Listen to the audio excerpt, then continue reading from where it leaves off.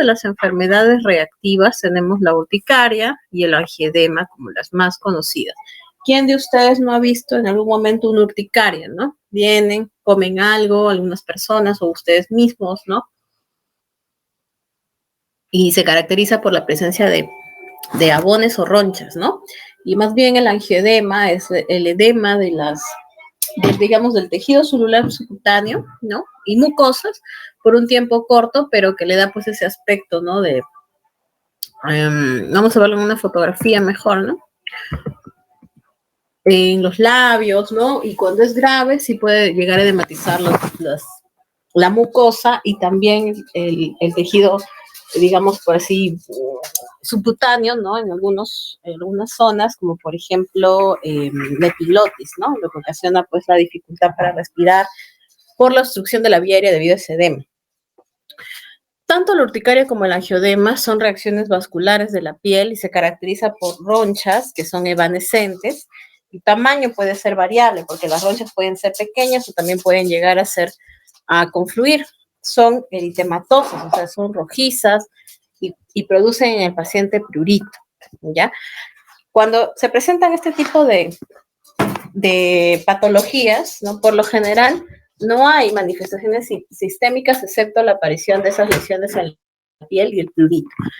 Pero algunas de ellas pueden progresar a la anafilaxis, que es la parte, digamos, el cuadro clínico más severo que se produce en la urticaria, o como desarrollo de un paciente previamente sensibilizado, ¿no?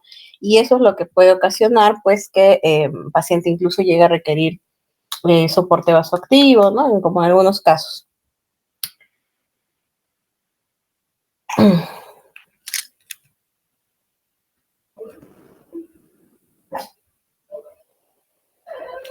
Ahora,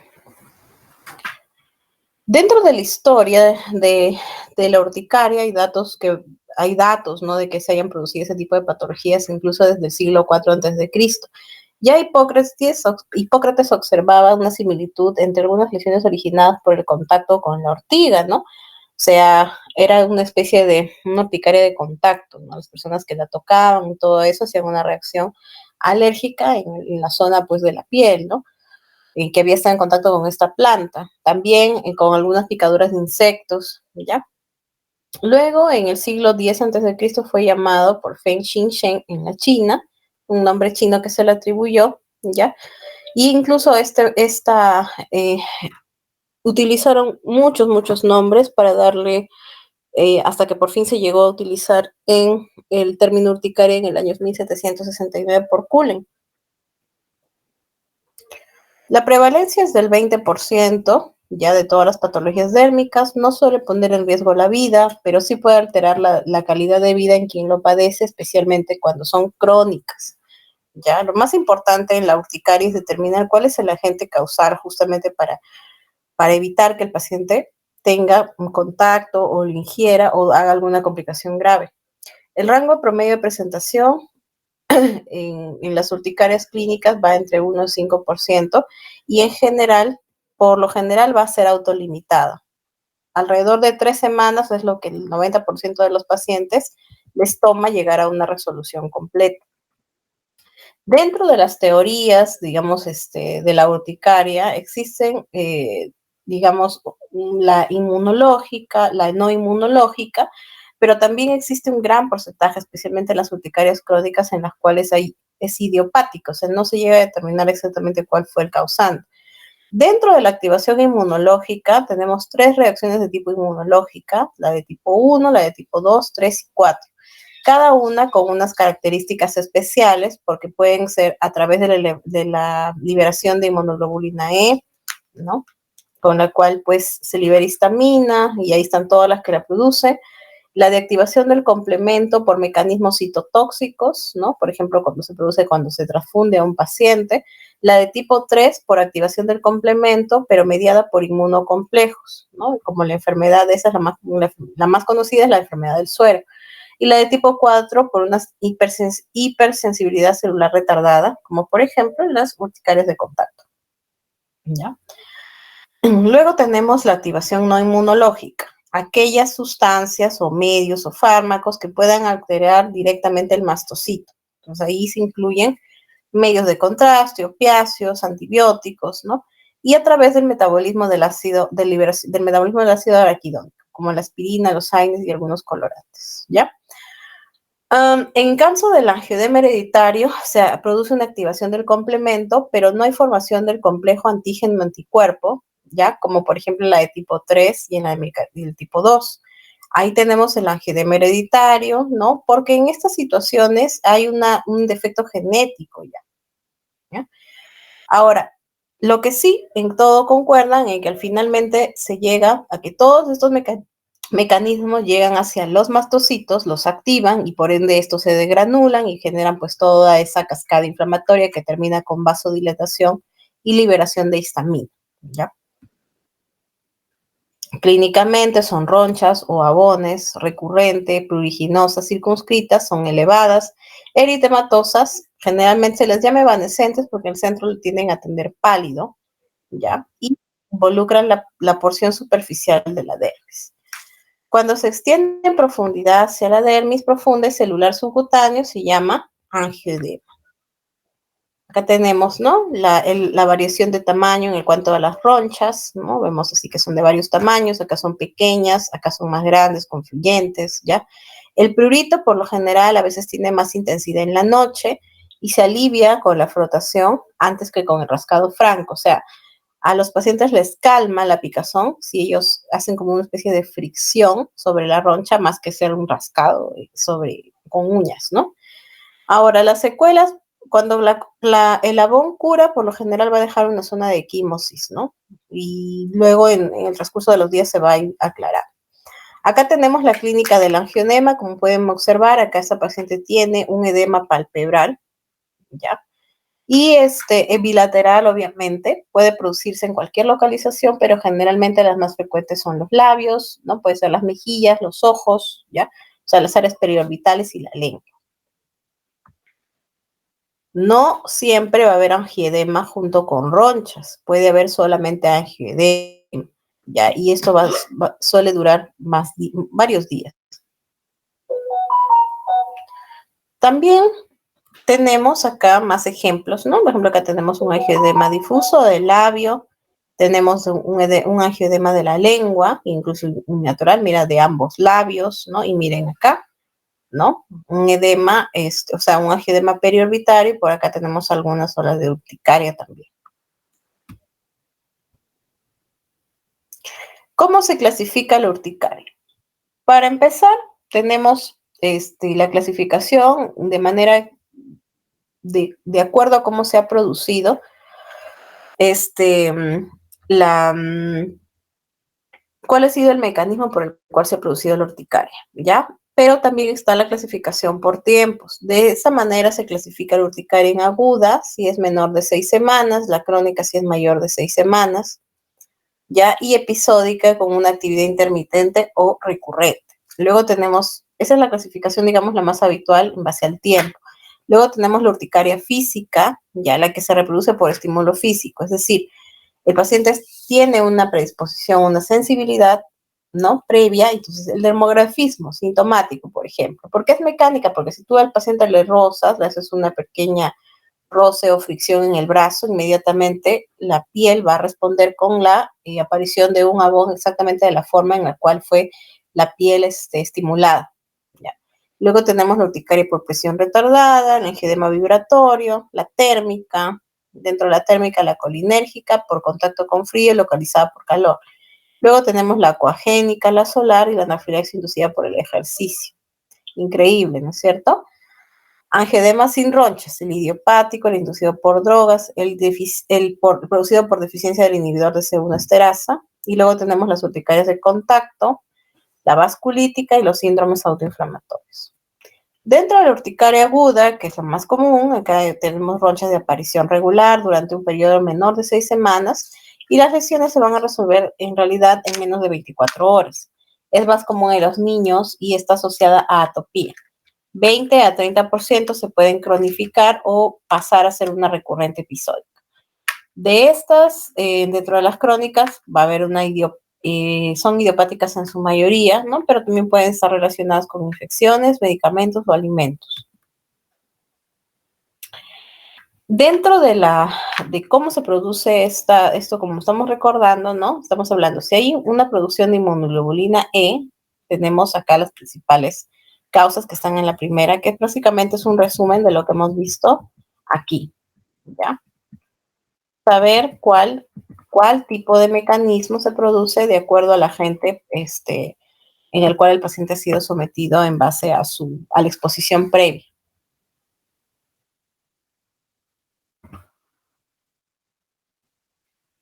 En el caso de la crónica, nosotros acá tenemos una urticaria que se produce con una recurrencia diaria por más de 6 semanas y las lesiones individuales entre las 4 y 36 horas van a ceder, pero van a volver a aparecer, ¿no? Y esto sí va a afectar bastante la calidad de vida porque no sé si ustedes alguna vez han estado intoxicados, pero el prurito que ocasionan, ¿no? Y el hecho de que va sanando una lesión y nuevamente vuelve a presentar nuevas lesiones, ¿no? Entonces el paciente siente que no hay una mejoría y empieza pues a tener ya una disconformidad conforme, uno por la parte estética y dos por la parte sintomática, ¿no?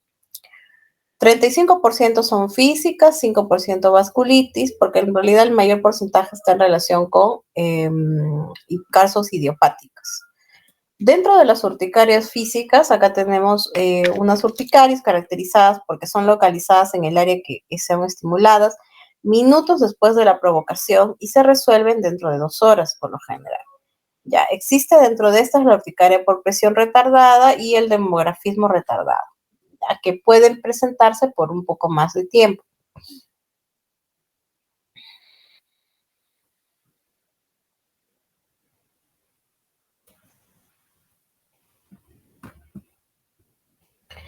Dentro de las urticarias mecánicas, acá nosotros vamos a tener pacientes que han presentado, por ejemplo, alguna condición, digamos, autoinmune, ¿no? En la cual el paciente tiene una predisposición y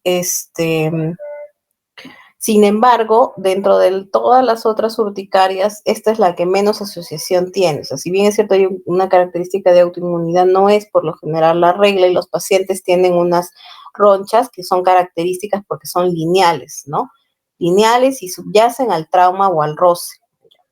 Se da más en adultos jóvenes de manera episódica por las noches, especialmente porque conforme el paciente tiene que descansar, ¿no? Y si hay un roce o fricción que él no llegó a sentirlo durante el sueño, en la zona en donde hubo el traumatismo se va a producir la roncha, ¿no?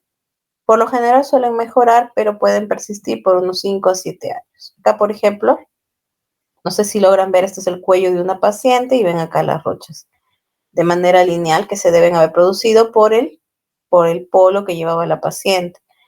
Ya, acá tenemos otras ronchas, el paciente se rascó y en las zonas de rascado aparecen, ¿no? 3 líneas, 1, 2 y 3. La urticaria por presión retardada se produce en edemas inflamatorios profundos en lugares donde se ha ejercido una presión. Acá lo más importante es la presión sostenida, que debe ser mayor a 30 minutos o hasta 12 horas. Lo que va a producir es prurito, dolor y puede persistir varios días. ¿Ya? La urticaria por presión retardada, la localización habitual es la cintura o debajo de los elásticos de la ropa interior o en las piernas, si se usan medias. Es decir, estos pacientes como tienen que usar ropa, ¿no? Si tienen muy apretado el cinturón o, por ejemplo, el elástico del brasier en las mujeres, ¿no? Entonces, o las medias en las piernas, cuando lleguen a casa, después de haber usado este tipo de prendas, van a notar los abonos.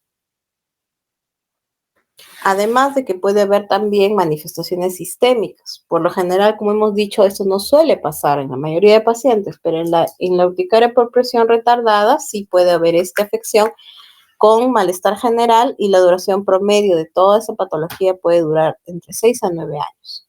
Luego tenemos el angioedema vibratorio. En este caso, cualquier estímulo que produce vibración, como trotar, frotar vigorosamente una toalla, por ejemplo, en el cuerpo, ¿no? O hacer un dispositivo vibratorio celular, por ejemplo, no tener el celular guardado en el bolsillo y que vibre, ¿no? Va a producir una aparición de ronchas localizadas y eritema en minuto, pero que generalmente que van a desvanecer, ¿ya?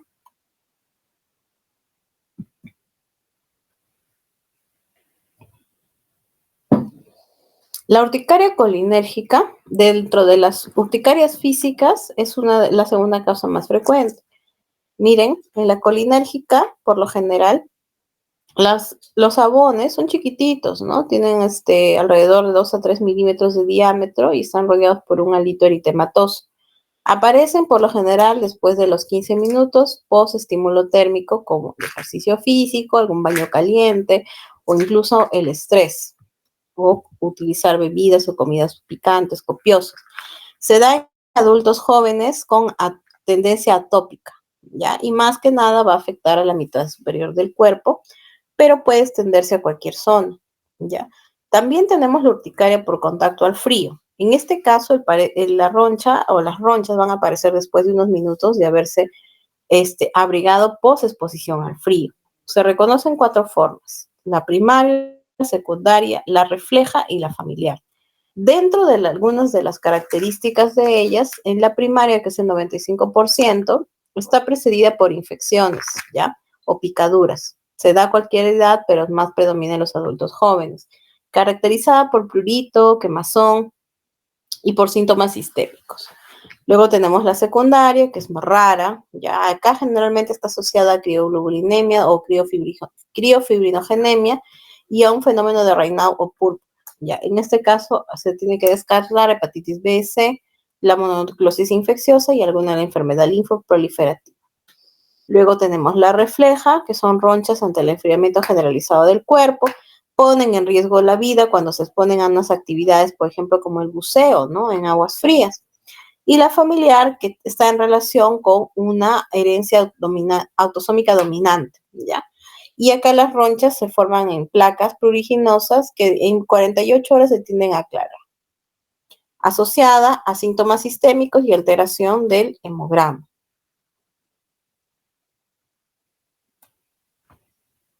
Acá tenemos un paciente en el cual se ve que se ha producido una urticaria por contacto primario al frío post aplicación de agua helada. Ya se reprodujo, lo expusieron a agua helada y después de 10 minutos, ya habiéndose calentado la piel, aparecen las ronchas. La urticaria térmica es una forma, mejor dicho, la localizada por calor es una forma rara de una urticaria por contacto. Da de minutos a una hora después del contacto con agua caliente o la energía radiante o una fuente de luz solar. Lo que produce es el prurito en el sitio de contacto y se asocia a síntomas sistémicos como cansancio, cefalea, náuseas, dolor abdominal. Luego tenemos la acuagénica, por contacto directo con el agua a cualquier temperatura. En los otros casos es una por calor, otra por frío y la acuagénica es por agua, ya, por cualquier fuente de agua a cualquier temperatura. Se da más que nada en la parte superior del cuerpo, la duración no es mayor de una hora. Luego tenemos la urticaria solar, lo que ocurre en minutos post exposición solar, luz visible o radiación UV. Desaparecen también antes de una hora y si la reacción es intensa puede acompañarse de cefalea y síncope. Luego tenemos el angiodema sin ronchas, que habíamos dicho que de manera general es idiopático, pero hay que excluir siempre una reacción medicamentosa y además también de que hay una deficiencia del inhibidor de C1 esterasa. Por lo general ocasionan los AINES o los inhibidores de la enzima convertidora de angiotensina. Durará alrededor de 2 a 3 días y puede haber asociación con lupus, paraproteinemia y enfermedad linfoproliferativa. La urticaria de contacto, ahí generalmente la sustancia desencadenante es absorbida a través de la piel o a través de una membrana mucosa y se genera una reacción localizada o sistémica, ¿ya? Pero la sistémica, por lo general, va a estar en relación con la reacción anafiláctica, ¿ya? De un individuo que ha estado ya previamente sensibilizado. ¿ya? Y es mediada a través de inmunoglobulina E. La alérgica es mayor en niños, especialmente con dermatitis atópica, ¿ya? Y puede causar anafilaxia. La no alérgica sí se produce por un efecto directo de la sustancia, es decir, a través de los vasos sanguíneos, por ácido benzoico o sórbico o cualquier solución ocular o algunos alimentos, ¿ya? Y además también los que se mencionan en ese tipo. Es inhibida parcialmente por antihistamínicos que aclarará las lesiones en 2 horas, ¿ya? Pero ese es en el caso de la alérgica. En la no alérgica, lamentablemente, bueno, no es que lamentablemente, sino que en las dos uno tiene que hacer más o menos una diferencia por sospecha, porque el tratamiento de la alérgica es básicamente antihistamínicos. Pero en el caso de la no alérgica, más que nada hay que dar AINES. Ya, esta es una foto mía cuando yo trabajaba en el COVID y quiero que vean acá las lesiones que tenía. Hice una urticaria de contacto por el desinfectante que usaban en las mascarillas, que en esa época se utilizaban, eran las P100 y eran de característica no alérgica. Luego tenemos la urticaria vasculítica, que aquí las ronchas se van a prolongar más horas, más de un día, ¿ya? Y además está asociado con una vasculitis leucocitoplástica. La incidencia es de 2 al 20%, más frecuente en edad media y en mujeres, más rara en niños. Ya acá las lesiones tienen una sensación quemante o de dolor, son pruriginosas, pero cuando se resuelven dan una púrpura residual.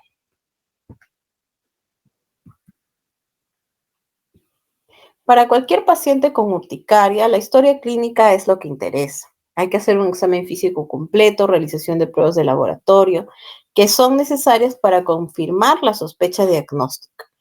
Dentro de estas tenemos que ver cuánto duró la enfermedad, cuántos tienen los ataques en cuanto a la frecuencia, el tiempo de duración de cada lesión individual, si hay enfermedad asociada, si hay tratamientos previos y reacciones adversas, si hay una historia familiar y pasada y si hay actividades eh, y ver qué actividad realiza el paciente y ver cuál es su impacto en la calidad de vida del mismo.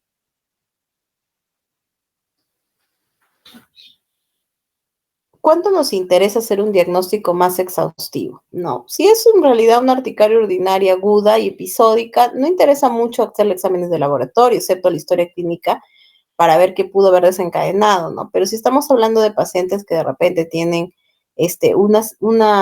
digamos, una urticaria en reacción a algún digamos, fármaco, alimento o algo que haya ocasionado que esta sea crónica o recurrente, es mucho más importante de repente hacer ahí algunos exámenes, ¿no? Porque en estos pacientes en los cuales hay gravedad, es decir, que son lesiones que no responden a los antihistamínicos o que incluso hay afectación del estado general, entonces ahí sí valdría la pena buscar causas ya más autoinmunes o hacerle algunos exámenes de laboratorio como hemograma, ¿no? Creatininas o buscando algún otro tipo de asociación con otro tipo de enfermedades, ¿ya? ¿Cómo se hacen las pruebas, no? Una de ellas es la prueba de liberación de histamina. Entonces, ese es el estándar de oro en la investigación por autoanticuerpos funcionales. En el angioedema sin ronchas, lo que hay que hacer es mayormente, la relación no va a estar pues necesariamente solamente con ver la liberación de histamina, porque eso es evidente, ¿no? Sino que hay que hacer la determinación del complemento sérico, ¿ya? Luego en la vasculítica igual, ¿no? Sino que en el angioedema sin ronchas además hay que determinar la deficiencia, hay que hacer un estudio genético, porque hay que ver que esa enzima, según no esterasa, esté en déficit. El tratamiento de primera línea de cualquier urticaria son los antihistamínicos. Ahora, tú vas a elegir el antihistamínico de acuerdo digamos, la actividad del paciente, ¿no? Si es un paciente que tiene síntomas muy marcados, los que tienen más potencia son los de primera generación, pero también ocasionan mayor interacción con medicamentos y además también pueden ocasionar somnolencia. Entonces, hay que tener en cuenta que por esa razón, como la mayoría de pacientes tienen a veces que trabajar o estar en un estado de alerta, ya no se utilizan mucho, ¿no? A menos que sea pues un caso un poquito más severo. Entonces usamos los de segunda generación porque son mejor tolerados, porque no producen somnolencia, ya porque sus dosis, su frecuencia de dosis también es menor que la otra. Entonces el paciente lo tolera más y por lo tanto la tasa de adhesión es mayor, ¿ya? Ahí está lo que yo les decía, ¿no? Los antihistamínicos de segunda generación tienen efectos antiinflamatorios, no sedan al paciente, entonces son los que nos convendrían usar. Ahí les he puesto algunos de los diagnósticos diferenciales. Y como tratamiento de segunda línea se podría utilizar algún antidepresivo tricíclico, corticoides, antagonista de los canales de calcio, ¿no? Y bueno, dependiendo de qué otra patología asociada tenga el paciente, ¿ya? Pero estos fármacos se van a utilizar cuando no ha habido no se ha respondido a los fármacos de primera línea. Ya dentro de los fármacos de tercera línea, acá se incluyen ya los fármacos que tienen alguna propiedad inmunosupresora, ¿no? Dentro de ellos, la ciclosporina es el más usado, el mejor estudiado, y se utiliza en la urticaria autoinmune grave.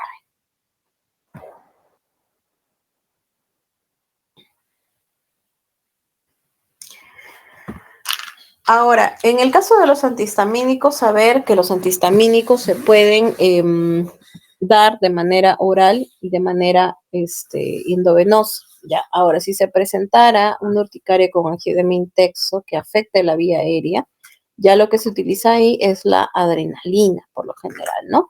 Y luego se puede dar dosis continuadas de prednisona por vía oral o metilprednisolona por parenteral. Si ya el paciente tiene una anafilaxis, es decir, hay presencia de inestabilidad hemodinámica, pues tendría que entrar a un área crítica para un manejo especializado. Entonces, no se olviden, en el caso de los leves y los moderados, hay que evitar los factores exacerbantes y dar antihistamínicos. Pero en el caso de los episodios intensos, habría que entrar de frente con adrenalina subcutánea más un antihistamínico, por lo general. ¿Ya? Y ver, pues, si el paciente mejora, o no mejora, porque si no hay una mejoría, ya va a meritar que el paciente, pues, entre a un grupo de repente de urticaria crónica en donde se tenga que hacer mayores estudios, ¿no? Como hemos dicho, la prueba de liberación de histamina, o pruebas genéticas. En la mitad de los pacientes con urticaria crónica, lo que se obtuvo es que después de 6 meses fueron por completo, superaron la enfermedad, ¿no? Sin embargo, en los pacientes con angioedema, ronchas, o sea, me refiero a la asociación de ambos, puede quedar activa durante 5 años y más o menos para que tengan una idea, ¿no? De que tiende a recurrir. Bueno, el eritema multiforme es otra patología que también tiene que también está considerada dentro de las enfermedades agudas de la piel mucosa de naturaleza inmunológica. Además, por lo general, sí se comporta un poco más recurrente, más crónico.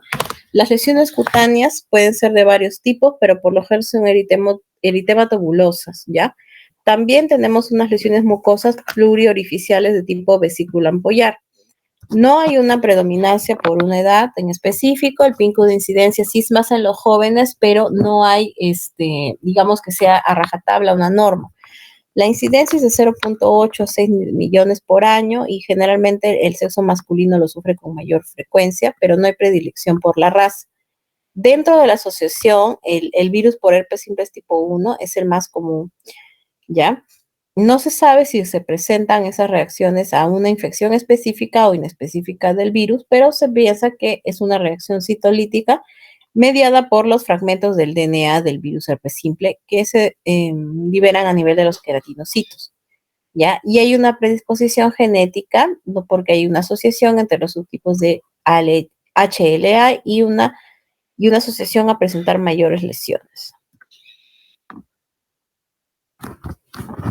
Dentro de la clasificación tenemos el eritema multiforme menor, recurrente, el mayor, el síndrome de Steven-Johnson, la necrosis epidérmica tóxica, ya, que son los más, digamos, y el eritema multiforme oral, que es una forma localizada. Acá tenemos varias de las causas que pueden ocasionar dentro de las infecciosas un eritema multiforme. Acá tenemos un cuadro con los principales fármacos que pueden ocasionar un eritema multiforme. Dentro del eritema multiforme menor, este se caracteriza por lesiones agudas recurrentes que pueden ser o no autolimitadas. Aparecen en las dos Desaparecen en las 2 a 4 semanas, no van a dejar cicatriz, secuelas ni nada. También es característico que ustedes sepan que en el caso de las lesiones de tipo eritema multiforme menor, se consideran como lesiones en diana o en escarapela, porque si ustedes se dan cuenta, ¿no? Hay un borde acá, un círculo rojo con un halo, además eritematoso. ¿Ya? Y también en algunos casos se pueden observar hasta 3 zonas concéntricas diferentes, ¿no? O sea, es decir, por acá tiene un borde plano, luego una roja, luego pálido y luego otra vez un borde rojo. Acá también tenemos las lesiones en diana, como pueden ver, miren, ve, hay como 1, 2, 3, 1, 2, 3, ¿no? Zonas, y ahí se puede observar también algunas veces vesículas en la zona central.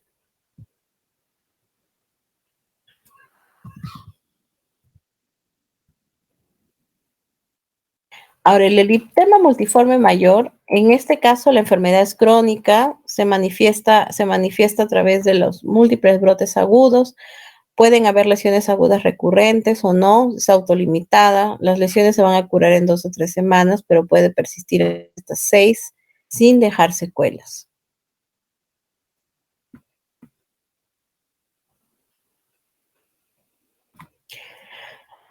Bueno, también es importante saber que en el eritema multiforme mayor existe una afectación de una o más mucosas de la cavidad oral.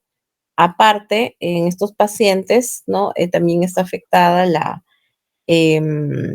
lengua, ¿no? La mucosa, las encías, perdón, la mucosa oral, pero paladar, lengua, ¿no? Exceptuando, porque es un poco frecuente que se afecten las encías. Y las lesiones en el eritema multiforme de las mucosas son variables. Pueden ser eritematosas, máculas, hiperémicas, pápulas, vesícula ampollas o erosiones superficiales cubiertas por una pseudomembrana de fibrina.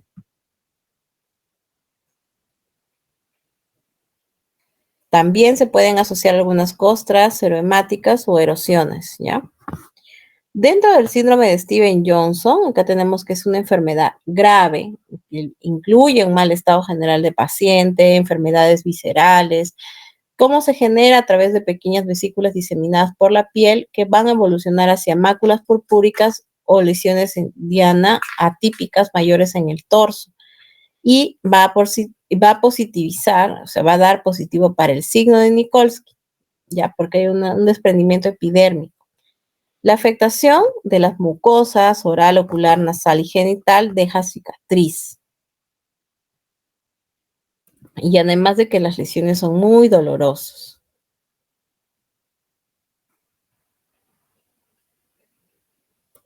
Acá tenemos un síndrome de Steven-Johnson en ejemplos, ¿no? Como verán, signo de Nikolsky positivo, afectación de mucosas, de piel, de todo. Y por lo general va a dejar secuelas, cicatrices.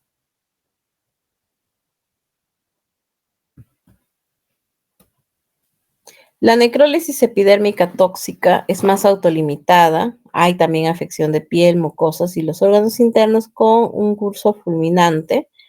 Esta de acá se desencadena por un fármaco más que nada, ocurre a las 3 semanas de tomar el mismo, pero puede ocurrir después si el paciente está en contacto con este fármaco. Ya, en este caso la afectación es más extensa, se forman ampollas y hay un despegamiento epidérmico del 30% hasta el 100%, lo que se caracteriza como un signo de Nikolsky positivo.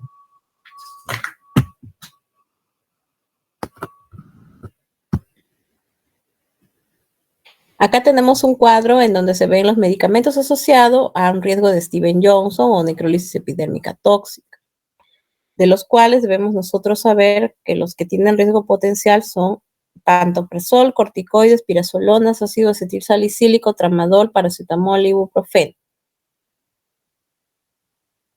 Acá tenemos, ¿no?, más características de la necrosis epidérmica tóxica. Como pueden observar, ha afectado a la mucosa oral, labial, también las conjuntivas.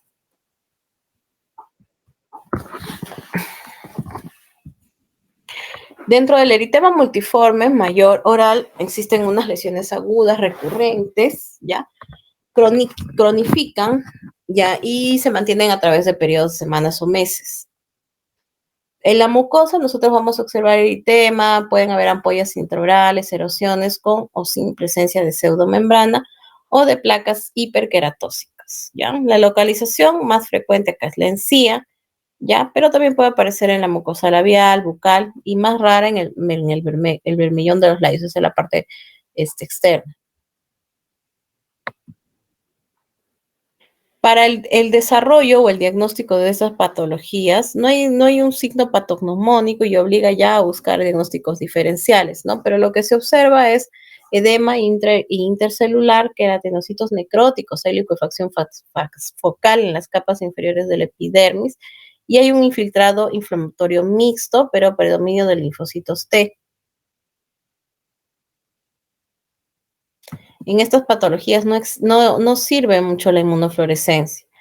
Ahora, el tratamiento va a depender de la severidad del cuadro. Si tú quieres darle un tratamiento sintomático porque el cuadro es leve y tienes una serie de tratamientos desde analgésicos, ¿no? Que pueden ser tópicos, sistémicos, compresas, etcétera, ¿ya? Y buscar siempre bien la historia de alguna infección por virus de herpes simplex, que hemos visto que tiene relación con el síndrome de Stevens-Johnson y la necrosis tóxica epidérmica, ¿ya? Luego se utilizarán corticoides sistémicos, ¿ya? Pero dependiendo, ¿no? Ya que no se ha visto que acorta la duración de la enfermedad. Entonces, tendremos que usarlo con mucha precaución. Si se usa, recuerden que todo se usa en base a la prednisona. Ahora, si la paciente ameritara darle una vía endovenosa, pues se hace el cálculo y pues se le da al paciente, ¿no? Siempre teniendo en cuenta que los corticoides no se mantienen para siempre la misma dosis, sino que hay que ir titulando.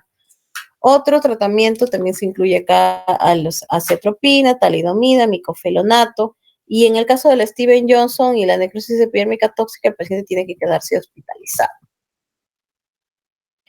Por lo general, lo que nos importa acá es saber que la mortalidad para el Steven Johnson está alrededor del 10% y para la necrosis tóxica epidérmica puede subir hasta 75%. Si hay una existencia de una gran extensión a zonas desnudadas, la edad avanzada, insuficiencia renal y afectación pulmonar, obviamente el pronóstico será peor. En el caso del eritema nodoso, nosotros tenemos acá que la incidencia también es baja. La distribución por género es mayor en mujeres, afecta principalmente a un grupo etario entre los 10 y los 50 años, con un pico entre los 20 y los 40, pero puede presentarse en cualquier edad. Es la paniculitis más frecuente, ¿no? En estos casos hay una reacción de hipersensibilidad retardada tipo 4, secundaria a algunos antígenos, ¿ya? Y por lo tanto también hay un depósito de complejos inmunes y anticuerpos en ciertas etiologías, ¿ya? Es importante identificar el agente causal, aunque sea difícil, ¿ya? Pero hay que buscar siempre el origen infeccioso también a la cabeza. Acá tenemos las causas del eritema nodoso, en donde se incluye el estreptococo beta hemolítico y la sarcoidosis como causas más frecuentes. Pero también tenemos a la tuberculosis y el embarazo. ¿Cómo es el eritema nodoso? Son nódulos eritematosos, violáceos de 1 a 5 centímetros, profundos y dolorosos. Por lo general en la cara anterior de la pierna y esto evoluciona hacia una equimosis, pero no deja cicatriz.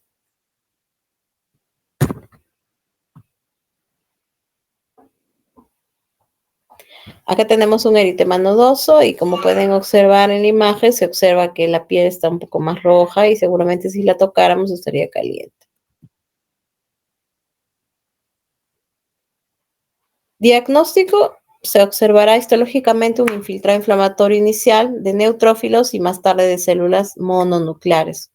Y el tratamiento es reposo, hay que poner un vendaje y hay que eliminar el agente etiológico. Utilizaremos los AINES, ya especialmente el ácido acetilsalicílico y la indometacida, o yoduro potásico, y en los casos ya más graves, los corticoides orales. Acá tenemos más o menos cuáles se utilizan como parte del manejo en porcentaje. Y luego tenemos el eritema fijo medicamentoso. Ya, esta es una toxicodermia grave donde hay una aparición de lesiones cutáneas y o mucosas, únicas o múltiples, recurrentes y generalmente siempre van a estar en la misma localización. Aparecerá tras la administración de un fármaco, sulfas, AINES o tras la ingesta de algunos colorantes alimenticios. Las lesiones afectan extremidades, genitales, caras, siendo especialmente frecuente la afectación del glande, aunque pueden aparecer en cualquier zona. Después de la ingesta del fármaco y pueden presentarse escasas horas en el individuo previamente sensibilizado. La lesión temprana es una mácula bien delimitada, forma redondeada y ovalada, generalmente eritematosa y después se torna de un color violáceo. Las lesiones se tornan edematosas y evolucionarán hasta convertirse en ampollas o erosiones, ¿ya? Prurito o dolor, especialmente si afectan a mucosas, ¿ya? ¿Qué es lo que se observa? Apoptosis de queratinocitos mediada por un ligando fas-fas. Y esta reacción es necesaria para evitar la persistencia de la enfermedad, ¿no? Si no lo tuviera, pues sería más crónica. El tratamiento, hay que retirar lo que ocasionó el eritema fijo medicamentoso y darle pues analgésicos.